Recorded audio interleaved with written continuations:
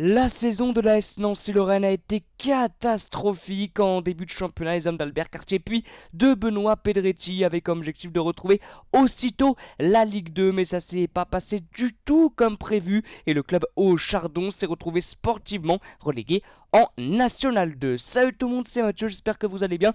On se retrouve aujourd'hui pour une nouvelle vidéo où on va tisser le bilan de la saison catastrophique de l'AS Nancy-Lorraine. Catastrophique. Pourquoi?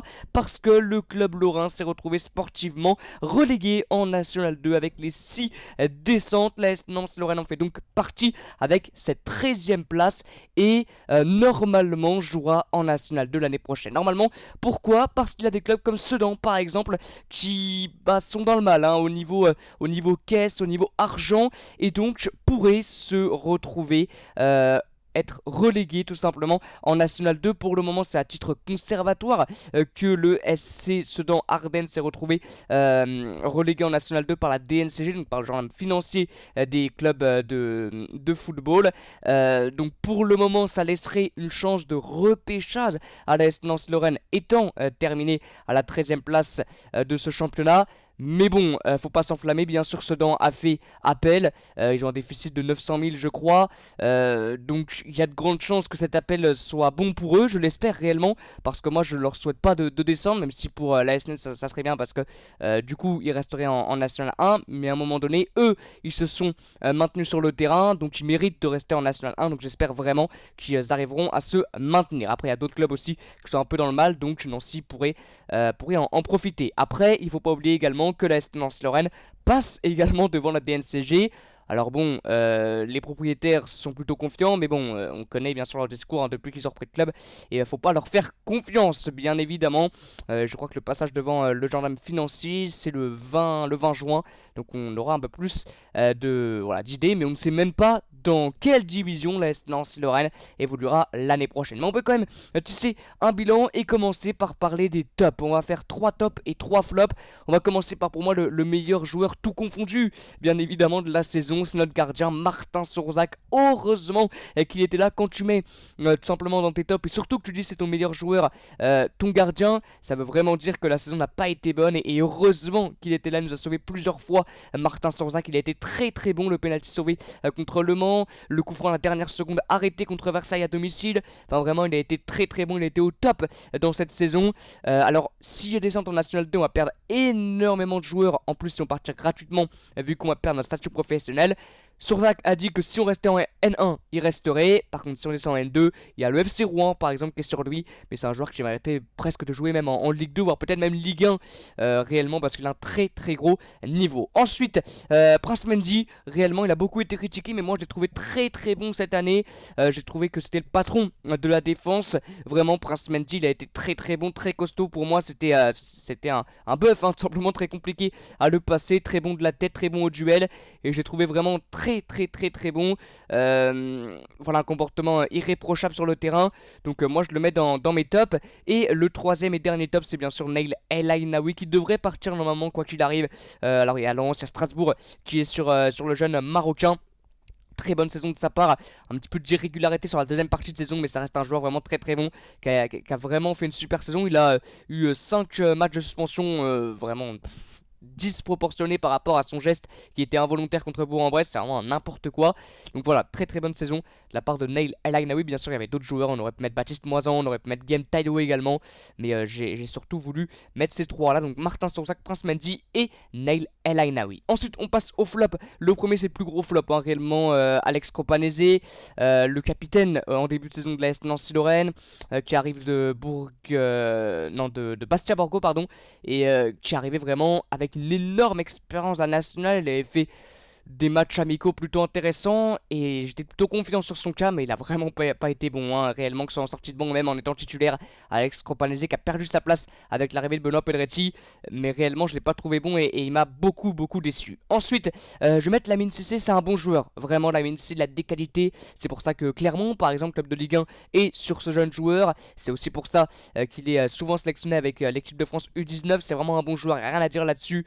Lamine Cissé, mais il en fait beaucoup trop. Il en a beaucoup trop fait cette année. Parfois, il aurait pu faire la passe avant de faire ce petit geste, ce petit crochet. Il est bon, il a des qualités techniques, mais il s'en est un petit peu trop servi, vraiment, et ça marchait très très peu. Donc voilà, il aurait pu marquer plus de buts, il aurait pu être plus décisif s'il aurait fait moins dans ses gestes techniques, dans ses crochets, voilà, dans tout ça. Mais bon, ça reste quand même un bon joueur, mais moi je le mets dans mes flops parce qu'il m'a également beaucoup déçu. Et un autre, alors ce joueur-là, il a fait une bonne fin de saison, mais j'ai trouvé quand même très irrégulier, c'est Gaëtan Bussmann, hein, le plus expérimenté de l'équipe, qui est passé par Metz, par Fribourg, en Bundesliga par exemple, qui est un bon joueur, qui a fait des bons matchs en défense centrale aussi, il a été bon aux côtés de Prince Mendy, mais sur le côté gauche je le trouvais très très lent réellement, et puis je le trouvais pas bon, et quand on voit un Guillaume Taillot ce qu'il a apporté en deuxième partie de saison, c'est largement mieux qu'un Gaëtan Bussmann. Voilà, donc je le mets également dans mes flops. Voilà.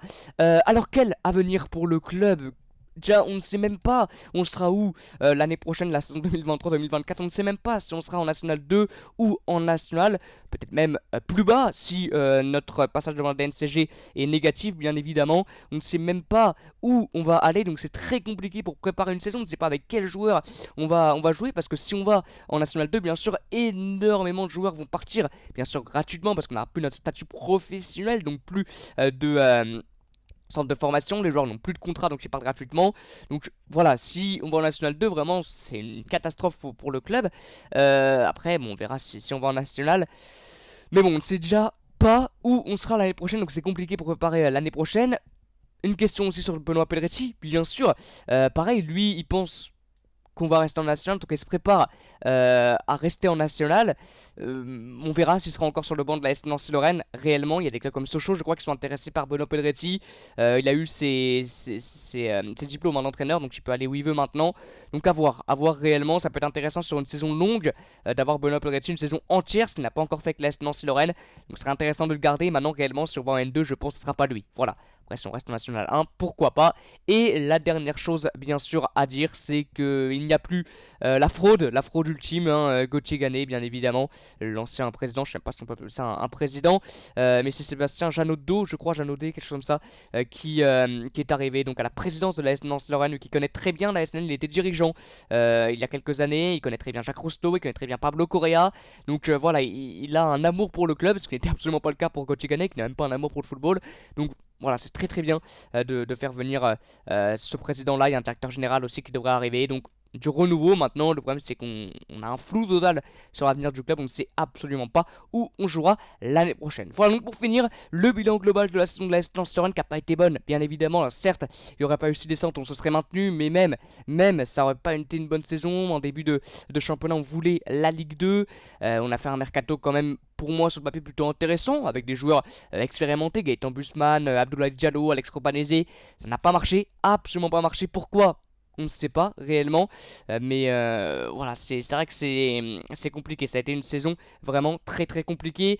Maintenant, les pénaltys ratés, les deux pénaltys contre Le Puy, le pénalty raté contre Orléans en fin de match lors de la deuxième journée, contre également Saint-Brieuc, enfin tous ces pénaltys réellement nous fait descendre aussi, nous condamne en National 2. On a marqué que 2 pénaltys sur les 6 qu'on a eu à jouer. Enfin, c'est vraiment une catastrophe, hein. Réellement, c'est une catastrophe. C'est ça aussi qui nous fait descendre. L'irrégularité, le relâchement dans les matchs aussi. Voilà, c'est toutes ces choses-là, malheureusement, qui nous fait descendre en N2 sportivement, bien évidemment. Donc, on se retrouvera très bientôt, je pense, quand on aura la réponse définitive de